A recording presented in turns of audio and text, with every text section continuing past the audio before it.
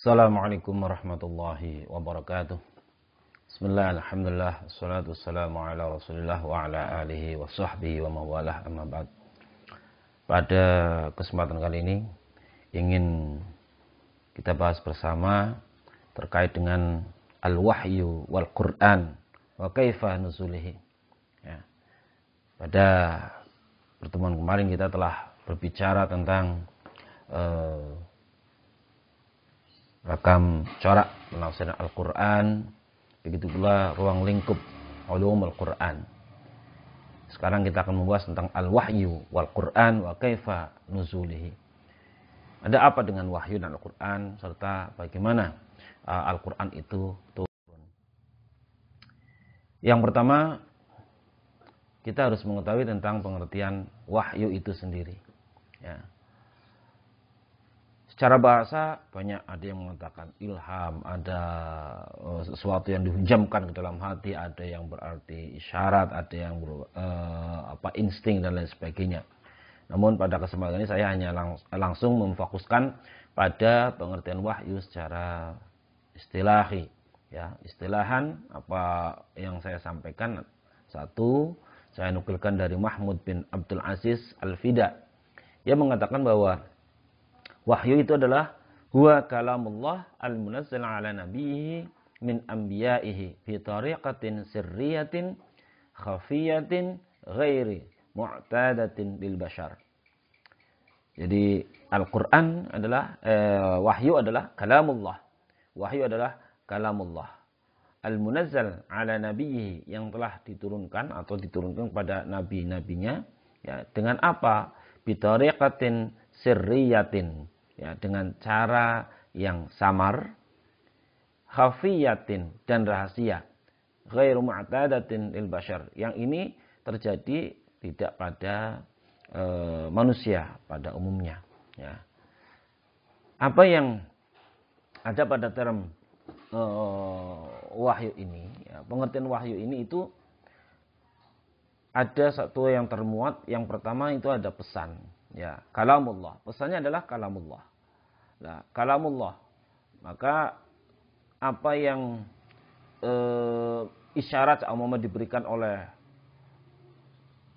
makhluk halus dan sebagainya, itu bukan masuk dalam kategori kalamullah. Secara bahasa iya, tetapi dalam secara istilah maka adalah bukan kalamullah. Ya. Kalamullah itu untuk siapa? Ada pemberi informasi. Pemberi informasi dalam hal ini adalah Allah SWT atau biwasitatil malaikat Jibril, ya. Dengan malaikat Jibril sebagai wasilahnya, sebagai penyampai, ya. Jadi penyampainya kalau memang ada pemberi informasi, ya Allah atau malaikat, ya. Dalam hal ini adalah malaikat Jibril alaihissalam. Nah, kemudian siapa yang diberi? Jadi ada informasi, ada pemberi informasi, ada yang diberi informasi. Yang diberi informasi adalah nabinya, Nabi Allah Subhanahu wa taala. Ya. Siapa dia? Ya, seperti kalau kita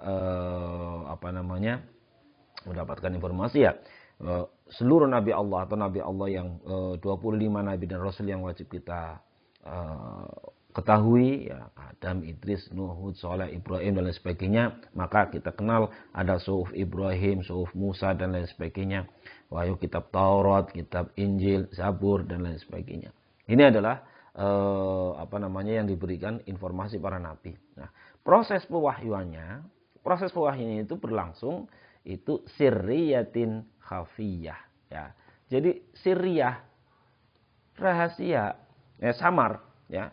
Yang samar itu ya tidak semua orang tahu, apalagi kemudian khafiyatin, ya, rahasia, ya. Kalau kemudian dikatakan wahyu, itu adalah komunikasi antara pihak yang satu dengan pihak yang lain yang memang beda dimensi, ya. Nah, kalau seumpama tidak sirriyah, kemudian juga zahir, ya, tidak khafiyah, tidak rahasia, ya, itu namanya bukan wahyu, sama seperti kita takallam, dengan berbicara biasa pada umumnya. Nah, bagaimana dengan Al-Qur'an?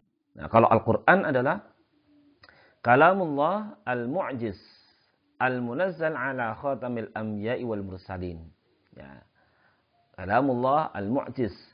Ini saya ambil dari Ali As-Sabuni itu, kalamullah al-mu'jiz al-munazzal ala khatamil anbiya'i wal mursalin biwasitatil amin Jibril alaihi salam al-maktub fil masahif al-manqul ilaina bitawatur al-muta'abbad bitilawati al-mabdu' bi suratil Fatihah al-mukhtatam bi suratin Nas.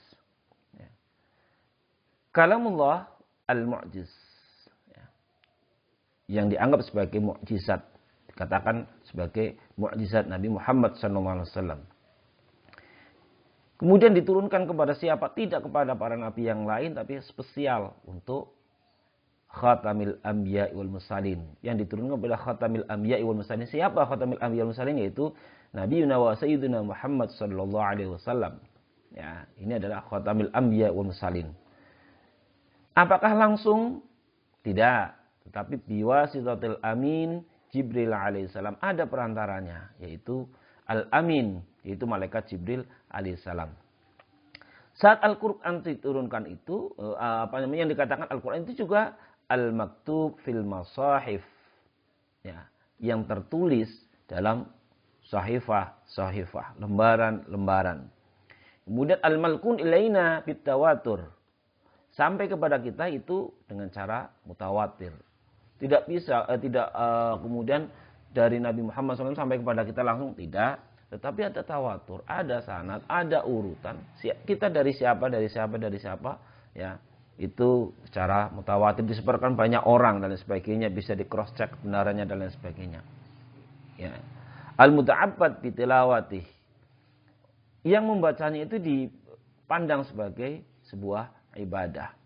Berbeda dengan kita membaca tulisan yang lainnya. Tulisan yang lainnya tidak dianggap sebagai ibadah, tidak dianggap sebagai ibadah. Yang dianggap sebagai ibadah adalah belajarnya, yaitu thalabul ilminya. Tetapi ketika kita membaca Al-Quran, qiraahnya itu sudah al-muta'abbad, dipandang sebagai sebuah ibadah. Apalagi kemudian mampu mentadaburi Al-Quran, tadaburnya, thalabul ilminya sendiri juga sebagai sebuah ibadah. Nah, ada diteruskan setelah kemudian menjadi satu mushaf, al-mabdu' bi suratil Fatihah, yang diawali dengan suratul Fatihah, yang diakhiri dengan al-mukhtatam bi suratin Nas, dengan surah An-Nas. Sehingga kesatuan Al-Quran ya satu utuh, yaitu dari surat Al-Fatihah sampai kemudian An-Nas. Inilah pengertian yang disampaikan oleh Ali As-Sabuni. Nah, pertanyaan di sini kemudian kita mencoba mengurainya. Bagaimana sih sebetulnya cara Al-Quran diturunkan? Ya, ada pertanyaan-pertanyaan yang kemudian muncul. Ya, kenapa sih harus lewat malaikat Jibril? Ya, adakah tanggapan dari masyarakat Arab? Ini adalah pertanyaan yang pertama. Bagaimana sih sebetulnya tanggapan masyarakat penduduk Makkah saat Al-Quran diturunkan? Yang kedua itu, kenapa sih Al-Quran tidak menggunakan bahasa Banyumas? Kenapa tidak menggunakan bahasa Tegal? Kenapa tidak menggunakan bahasa Indonesia? Kenapa tidak pakai bahasa Inggris, tapi menggunakan bahasa Arab? Ini adalah pertanyaan kedua. Nah, pertanyaan yang ketiga adalah, Al-Quran pada zaman Nabi Muhammad SAW itu bagaimana cara menjaganya? Ya. Karena Al-Quran sebagaimana kita ketahui belum terkodifikasikan sebagaimana saat ini menjadi satu mushaf. Kemudian yang berikutnya muncul juga pertanyaan sampai kepada kita kan dalam bentuk satu mushaf 30 juz, ya, 30 juz. Nah, ketika kemudian satu mushaf 30 juz ini, ya, asal muasalnya itu gimana kok bisa menjadi 30 juz ini? Nah, dari 30 juz itu yang sampai kepada kita, itu juga muncul satu pertanyaan. Apa betul mushaf yang ada saat ini itu sama persis dengan mushaf yang ditulis awal pada mushaf Al-Imam? Ya, ini. Apakah beda? Ya, kenyataannya ada proses perbaikan terus menerus. Nah, dari situlah kemudian muncul sebetulnya siapa sih yang punya peran besar terhadap teks-teks Al-Quran tersebut sehingga Al-Quran itu bisa dibaca oleh tidak hanya bagi orang Arab saja. Nah, yang pertama kita mencoba mengurainya. Ya.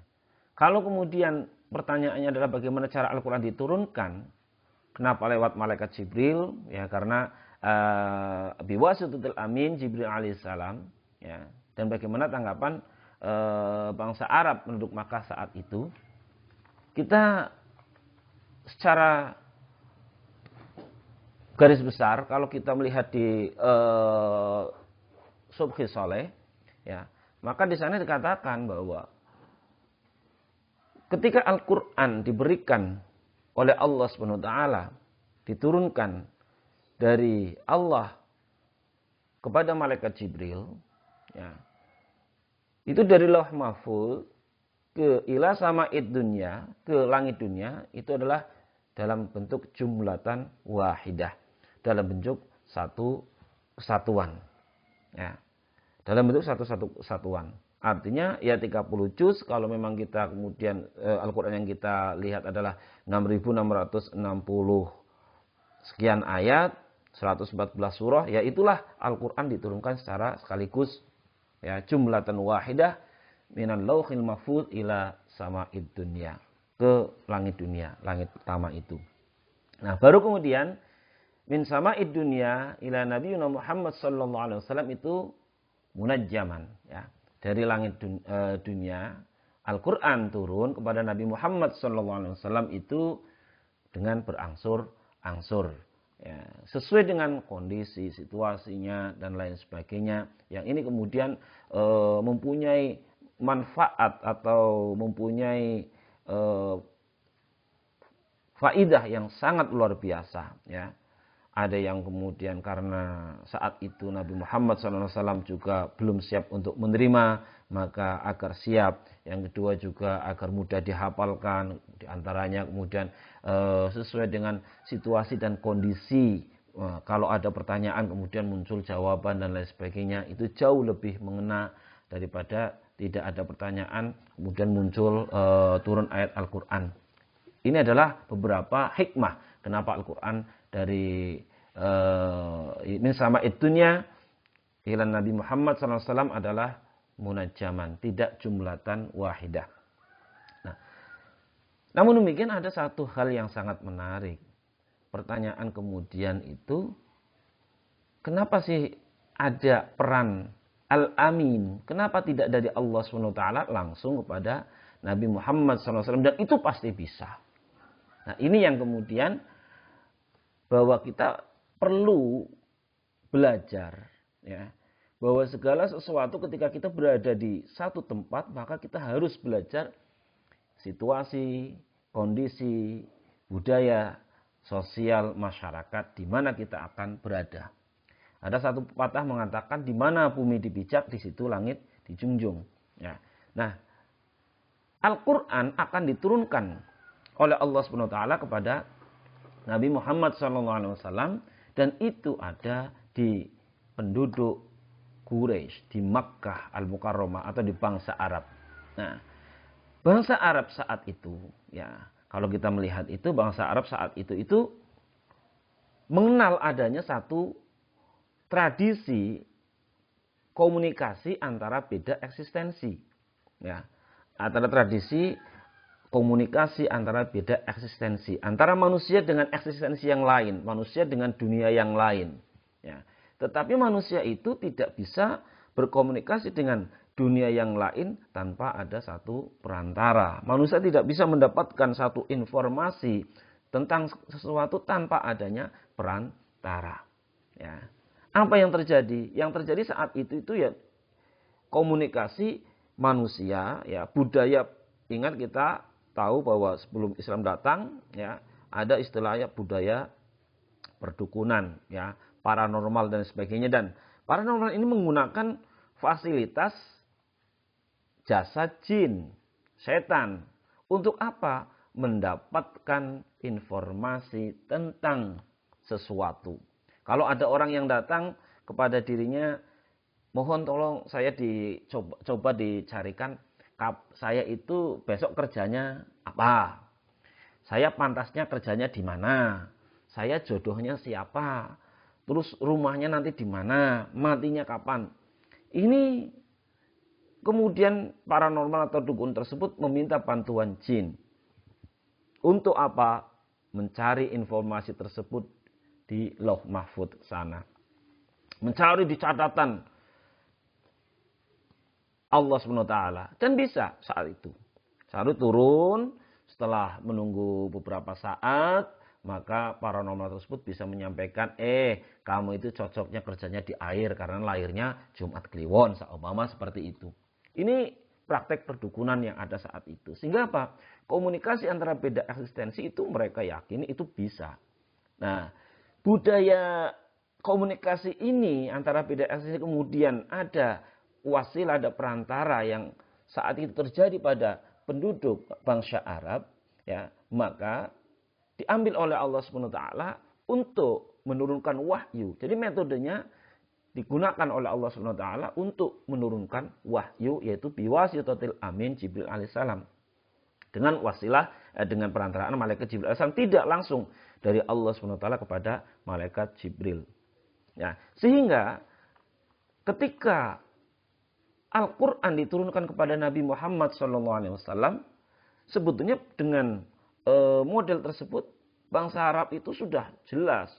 Para penyair itu dari sisi linguistiknya, dilihat dari sisi linguistik bahasa Al-Quran, itu sudah jelas mengakui bahwa itu adalah bukan kalam manusia. Begitu pula dengan cara yang kemudian disampaikan oleh Nabi Muhammad SAW bahwa ini adalah disampaikan lewat malaikat Jibril. Mereka juga percaya, hakul yakin percaya penduduk masyarakat saat itu tentang adanya wahyu yang datang dari Allah SWT lewat malaikat Jibril alaihissalam. Namun demikian mereka mengingkarinya. Nah, itu seperti itu. Ya, kenapa mereka mengingkarinya? Karena jelas kedatangan Nabi Muhammad SAW itu mereka prediksikan akan menggeser posisi sosial mereka. Posisi politik mereka, secara politik kedudukan mereka akan tergeserkan dengan orang yang datang baru datang ini. Ya, maka mereka tidak mau. Ya, ini juga terjadi di mana-mana. Ya, masa ada pendatang baru kemudian akan menggeser kemapanan yang sudah ada di satu tempat, pasti akan ada resistensi dari orang yang sudah mapan atau kaum yang sudah mapan. Nah, dengan adanya perantaraan turunnya wahyu dengan melalui malaikat Jibril alaihissalam, ini kemudian dikatakan adalah wahyu auha, tidak menggunakan istilah yatakallam. Kalau auha berbeda eksistensi, dan eksistensinya adalah dengan Allah Subhanahu wa taala, dengan malaikat Jibril, tetapi ketika kemudian dan ini konsekuensinya hanya bi tariqatin sirriyatin khafiyah, dengan cara yang samar, dengan cara yang rahasia, hanya yang berkomunikasi itulah yang tahu tentang pesan yang disampaikan. Sementara kemudian manusia itu, antara manusia itu adalah dengan yatakallam, yang lain bisa berbicara. Nah, itulah kenapa Al-Quran diturunkan lewat malaikat Jibril alaihissalam, ya, tidak langsung dari Allah SWT. Dan begitu pula bagaimana tanggapan bangsa Arab saat itu? Bangsa Arab jelas sangat mengakuinya. Ini bisa dilihat dalam bukunya Pak Nur Khalid Setiawan, ya tentang Al-Quran sastra terbesar. Ya. Jadi bangsa Arab sangat mengakui dan tidak mengingkari. Kenapa bisa menafikan bahwa Al-Quran itu kalau arangan Nabi Muhammad SAW, pada hakikatnya mereka buat-buat saja agar orang pada percaya, agar sosial politik mereka, ekonomi mereka tidak terancam, tidak tergeserkan. Nah, inilah penurunan Allah melalui malaikat Jibril awal dari Lauh Mahfuz itu jumlatan wahidan ke sama'id dunya, dari malaikat Jibril kepada Rasulullah SAW ini munajjaman, sesuai dengan situasi dan kondisi yang ada dan dengan jawaban-jawaban permasalahan yang dihadapi. Pertanyaan kedua adalah kenapa Al-Quran menggunakan bahasa Arab? Ini sebetulnya mudah tapi susah. Karena memang pembahasan kenapa Al-Quran menggunakan bahasa Arab ini baru muncul abad 20. Ya, baru muncul abad 20. Sebelumnya tidak. Makanya ketika Ali As-Sabuni diantaranya yang kemudian mendefinisikan tentang apa yang dimaksud Al-Quran, definisi Al-Quran tidak ada yang mengatakan al-maktub bil lughah al-arabiyah. Tidak ada. Ya, tidak ada. Al-Quran itu yang al-kitab al-mu'jiz ya. Tidak ada kemudian al-maktub bil lughah al-arabiyah yang tertulis dengan bahasa Arab. Ini sangat menarik karena pergeseran keilmuan kemudian memunculkan satu pertanyaan khusus ya. Kalau kemudian kita menjawab secara mudah. Kenapa menggunakan bahasa Arab? Yo, karena Nabi Muhammad SAW adalah orang Arab. Dengan menggunakan bahasa Arab, kalau kemudian Al-Quran diturunkan dengan bahasa Jawa, dengan bahasa Indonesia, seumpama, yo jelas, maka Nabi Muhammad SAW tidak mampu untuk memahaminya. Inilah jawaban pertama. Ya, karena memang mukhatab Al-Quran dan masyarakatnya berbahasa Arab. Sehingga apa? Al-Quran biar mudah dipahami, bisa langsung diterima, meskipun Al-Quran sebagai mukjizat tetap, bahkan meskipun dengan menggunakan bahasa Arab, banyak orang Arab saat itu, termasuk ahli sastra saat itu juga tidak mampu memahami teks Arab secara keseluruhan, apalagi terkait dengan ayat-ayat yang masuk dalam kategori fawatihus suwar atau ahruful muqatta'ah, ya, pembuka surah seperti Yasin, Alif Lam Mim. Itu mereka tidak mampu memahaminya. Makanya tetap dikatakan al-mu'jiz ya. Itu mukjizat. Karena tidak ada yang mampu menanding itu. Ya. Jadi yang pertama adalah kenapa Al-Quran menggunakan bahasa Arab? Ya, jawaban yang mudah adalah karena Al-Quran diturunkan kepada Nabi Muhammad SAW, yang Nabi Muhammad SAW itu berbahasa Arab, masyarakatnya juga berbahasa Arab, meskipun Al-Quran tidak ditujukan hanya untuk orang Arab. Ini yang pertama. Nah, lalu gimana pembahasan abad 20 itu kemudian mencoba mencari ya dalam mafhumun nas dirasah fi ulumil Quran. Nasr Hamad Abu Zaid diantaranya itu menyatakan bahwa karena ada faktor linguistik ya. Dari sisi linguistik itu bahasa Arab itu sangat kaya akan kosakata. Ya, sangat kaya akan kosakata. Ya. Coba kalau bagi teman-teman yang kemudian telah belajar tasrif al-istilahi sama tasrif itu dari mulai al-lughawi ya, dari atau istilahi dari mulai fa'ala saja ada fa'ala yaf'ulu fa'lan wa maf'alan fa huwa fa'ilun kadzaka maf'ulun uf'ul la taf'ul maf'al maf'alun, ada fa'ila yaf'alu, ada fa'ula yaf'ulu, ada macam-macam.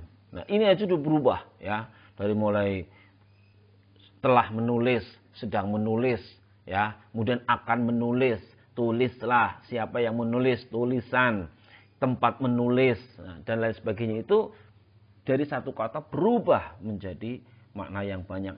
Satu kata yang kemudian berbeda harokat saja, berbeda tanda, itu mempunyai arti yang sangat berbeda. Contoh mar'atun. Mar'atun itu artinya perempuan. Tulisannya mim, ro, hamzah, kemudian tak marbutoh mar'atun. Kemudian mir'ah. Ya. Mir'ah itu ya mar'ah itu. Ya, mir'ah itu cermin. Mar'ah itu perempuan. Ada juga sama ro, jim, lam. Rojulun itu laki-laki. Rijlun itu kaki. Jadi sama katanya mempunyai arti yang berbeda. Nah ini bisa dipahami begini. Kekayaan itu bisa dilihat juga seperti ketika menyebut unta. Unta itu ada bakor. Bakorun, ada bakoroh, unta betina, ada jamal, ada bintu labun, ada bintu makhad, ada hakoh, unta hakoh. Ya. Unta yang betina yang baru berumur 1 tahun namanya bintu labun. Yang berumur 2 tahun lebih, unta betina namanya bintu makhad. Yang umur 3 tahun lebih namanya unta hakoh. Nah, kaya sekali akan kosa kata. Sehingga apa? Al-Quran memilih menggunakan bahasa yang memang sangat ragam, sangat banyak kosa kata. Makanya ketika menafsirkan Al-Quran, banyak penafsiran-penafsiran yang kemudian berbeda antara satu dengan yang lain. Apalagi yang kemudian ketika rame tentang bahasan Al-Maidah kemarin, ya, surat Maidah itu terkait dengan kekasih, ya, aulia itu ya kekasih apa, kemudian teman dekat dan lain sebagainya. Oke. Ini karena bahasa. Nah, namun demikian ternyata tidak hanya dari sisi linguistik saja Al-Quran mengambil bahasa Arab sebagai bahasa pengantar Al-Quran atau bahasa Al-Quran. Bukan karena dari sisi linguistik yang kaya akan kosakata. Namun bahwa bahasa apapun itu pasti akan merepresentasikan dari pengguna bahasa tersebut, ya. Merepresentasikan dari apa? Representasi atas pemikiran dan kulturnya, ya. Orang Jawa, bahasa Jawa itu pasti akan merepresentasikan pemikiran dan kultur Jawa seperti apa. Jawa Banyumas dengan Jawa Tegal itu berbeda. Jawa Banyumas dengan Jawa Kebumen berbeda. Jawa Kebumen dengan Purworejo sudah berbeda. Purworejo dengan Jogja bahasanya sudah berbeda. Jogja dikatakan halus, kemudian dibandingkan dengan Solo yang berdekatan, itu juga halusnya berbeda. Ini bahasa itu pasti akan merepresentasikan pengguna bahasa atas pemikiran dan kulturnya. Sebuah contoh yang gampang saja ketika seseorang mau ketemu dengan saya saumpama. Ada yang mengatakan ngapunten, badhe matur nopo panjenengan kersa. Contoh seperti itu. Satu sisi tiba-tiba ada orang yang mengatakan, Dul, pengen apa kowe? Nah, mau apa kamu? Bahasa yang mempunyai makna yang sama sebetulnya, tujuannya sama, eksistensi dari bahasa tersebut sama. Tetapi ketika diucapkan oleh orang yang satu level dengan orang yang berbeda levelnya, itu akan diucapkan berbeda. Ya, ini bahasa Arab juga demikian, ya. Merepresentasikan dari kultur orang Arab saat itu. Nah, selain itu, kenapa menggunakan bahasa Arab? Ini ada perspektif ekonomi politik, ya. Apa ya? Iya. Saat itu bangsa Arab itu merupakan pusat perdagangan. Bahkan dikatakan juga lalu lintas perdagangan. Ingat bahwa bangsa Arab itu mempunyai dua kelompok golongan besar. Kelompok dagang, ya, karavan itu ketika musim panas dia akan ke Syam, ya. Kemudian kelompok berikutnya ketika musim dingin itu akan ke Yaman, ya. Di samping juga merambah ke benua Asia secara keseluruhan, kemudian benua Afrika. Nah, kalau bulan-bulan haji itu mereka sangat menghormati dan tidak berdagang, sehingga tidak melakukan perjalanan keluar, maka membuka dagangan di sekitar Baitullah dan sekitar Masjidil Haram. Nah, karena dibuka dagangan di situ, maka banyak dari penjuru negara lain, daerah lain berdatangan untuk saling menukar, saling jual beli di situ. Nah, dengan adanya pusat perdagangan ini, maka orang akan mencoba. Biasa kalau seumpama saya mau beli sate Madura, kemudian kok saya menggunakan bahasa Madura, itu kan ada rasa lain, bahkan bisa saja kemudian akan gratis, ya. Begitu pula kalau kemudian ternyata yang jual adalah orang Arab, kemudian yang akan beli mencoba belajar bahasa Arab, ini akan mempunyai harga tawar yang berbeda.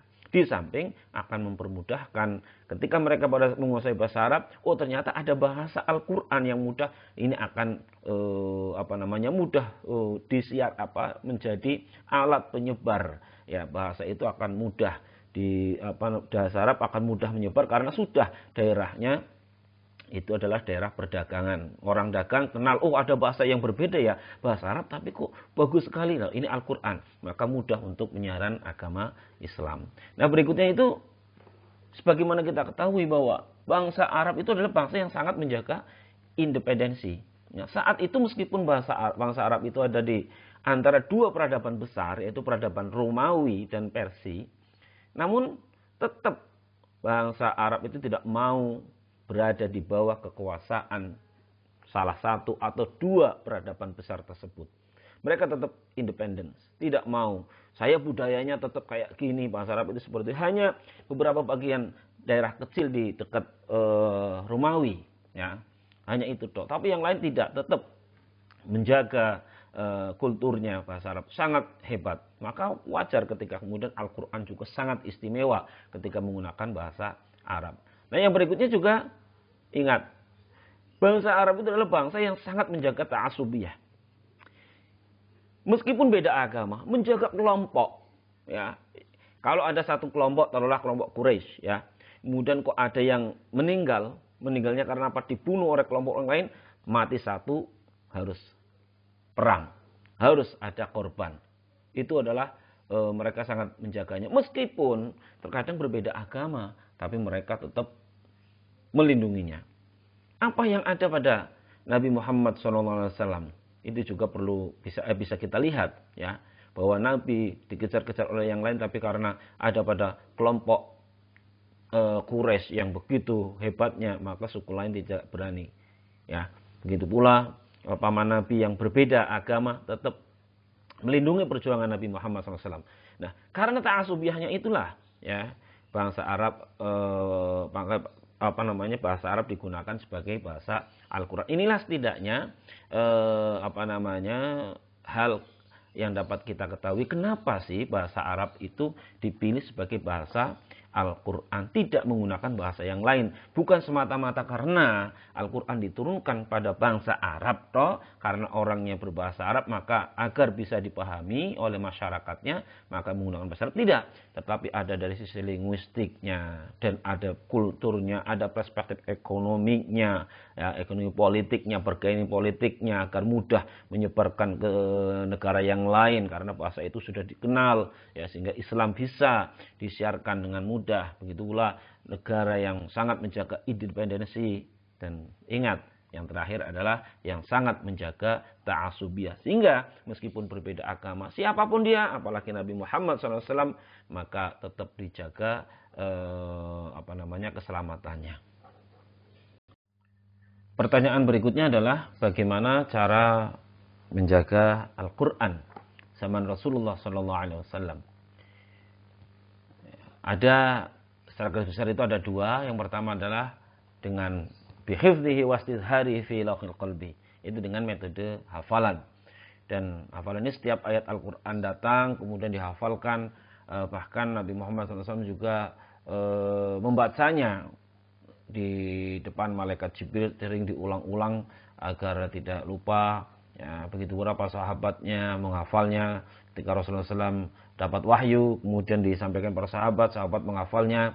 Nah, namun demikian memang penghafal Al-Quran yang pertama otomatis adalah Rasulullah SAW. Ini adalah metode hafalan, metode lisan, ya, saat awal turunnya wahyu. Yang kedua adalah bi kitabatihi fil likhaf wal asb wal aktaf wal aqtab wa qat'il adim.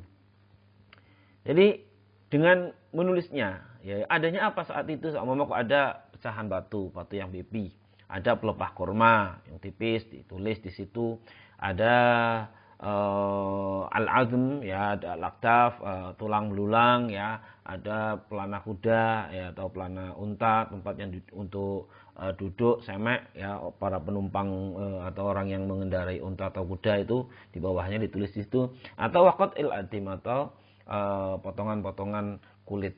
Nah, ini adalah metode yang digunakan untuk menjaga Al-Quran agar ketika Al-Quran turun dihafalkan, di samping juga ada penulisannya. Siapa yang ditugasi oleh penulis wahyu? Khusus oleh Rasulullah SAW mempunyai penulis wahyu, diantaranya adalah 4 sahabatnya, itu Al-Khulafa Al-Arba'ah, Abu Bakar, Umar, Utsman, Ali, kemudian wa Muawiyah, kemudian wa Zaid bin Sabit, kemudian Ubay bin Ka'ab, kemudian wa Khalid bin Walid, wa Thabit bin Qais. Ini adalah para penulis wahyu Rasulullah SAW. Sehingga apa? Dua metode ini berjalan bersamaan. Satu sisi kemudian ayat Al-Quran turun, dihafalkan. Satu sisi yang lain kemudian ditulis oleh para pencatat wahyu tersebut. Dan pada zaman ini ya hanya pada sisi menulis, ya artinya ditulis dengan cara apa? Ya metode medianya seadanya. Adanya batu, adanya tulang, adanya pelepah korma, adanya kulit, adanya pelana, kasih pelana. Nah, memang saat itu pas turun, biar tidak lupa dicatat langsung pada kesempatan itu. Nah, sementara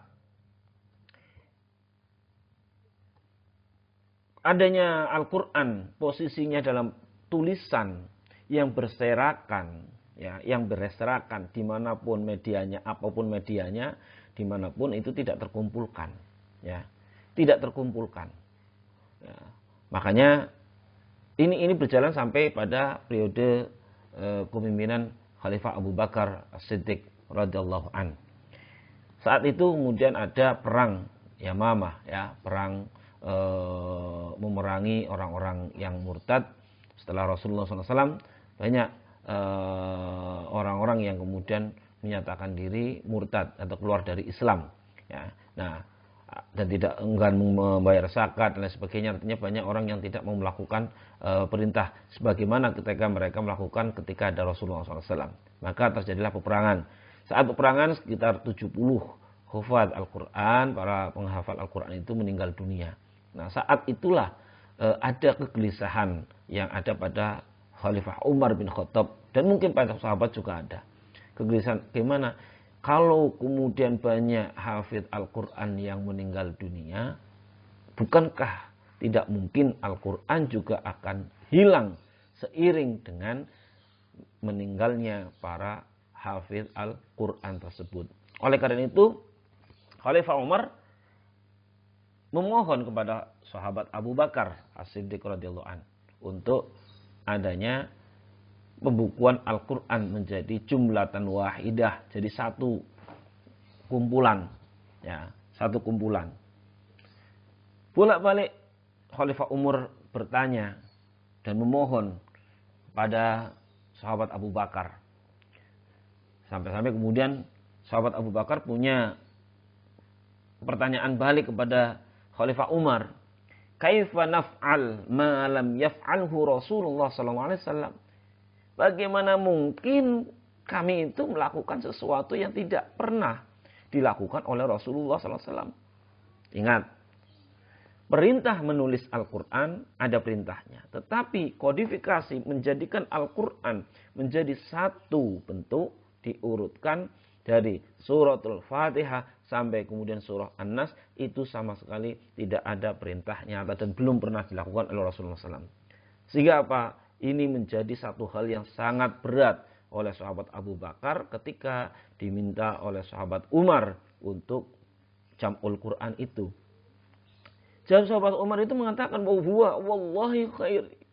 Itu sebetulnya bagus, demi Allah. Bagus, sangat bagus. Tapi jawaban Khalifah Abu Bakar dengan panjang lebar yang kemudian sampai-sampai mengatakan, fa wallahi law kallafuni naqla jabalin minal jibal ma kana afqal alayya mimma amaroni bihi min jam'il Qur'an. Ya. Demi Allah, ya. Demi Allah bahwa seandainya kalian itu memberikan satu beban kepada kami, padaku, untuk apa? Memindahkan gunung dari satu tempat ke tempat yang lain. Ya, mana? Tak pindahkan. Ini itu makana asqal alayya mimma amaroni bihi min jam'il Qur'an. Ini itu tidak lebih berat, ya, bagiku daripada perintahmu untuk mengumpulkan Al-Qur'an, ya. Jadi sesuatu orang memindahkan gunung itu kan satu hal yang sangat mustahil boleh dikatakan. Berat sekali. Tapi itu sebagai jawaban Khalifah Abu Bakar As-Siddiq radhiyallahu an atas penolakan mengumpulkan Al-Quran menjadi satu mushaf yang itu tidak ada perintah oleh Rasulullah SAW. Sampai kapan? Sampai kemudian Allah membukakan pintu hati sahabat Abu Bakar sehingga sahabat Abu Bakar mau kemudian mengumpulkan Al-Quran menjadi satu mushaf. Dan itu dikumpulkan terus menerus sampai kemudian ayat yang terakhir sampai yang semua sahabat tidak menemukan, yaitu akhir surah At-Taubah. Laqad ja'akum rasulun min anfusikum azizun 'alaihi ma 'anittum harisun 'alaikum bil mu'minina raufur rahim. Fa in tawallaw faqul hasbiyallahu la ilaha illa huwa 'alaihi tawakkaltu wa huwa rabbul 'arsyil 'azim. Setelah dikumpulkan semua, ayat ini ditemukan terakhir kali baru dikumpulkan, dan itu hanya sekedar mengumpulkan dan mengurutkan urutan dari surah Al-Fatihah. Ini perbedaan, ada tauqifi. Ini saya yakin adalah sudah ketetapan Rasulullah SAW dari Allah SWT. Tauqifi, bukan istihadi, ya. Dan dikumpulkan. Setelah kumpulkan ada pelepah korma, ada tulang, ada batu. Itu hanya jadikan satu, diurutkan, kemudian diikat. Itu jam'ul Quran awal. Sampai masa sahabat Umar juga demikian, ya.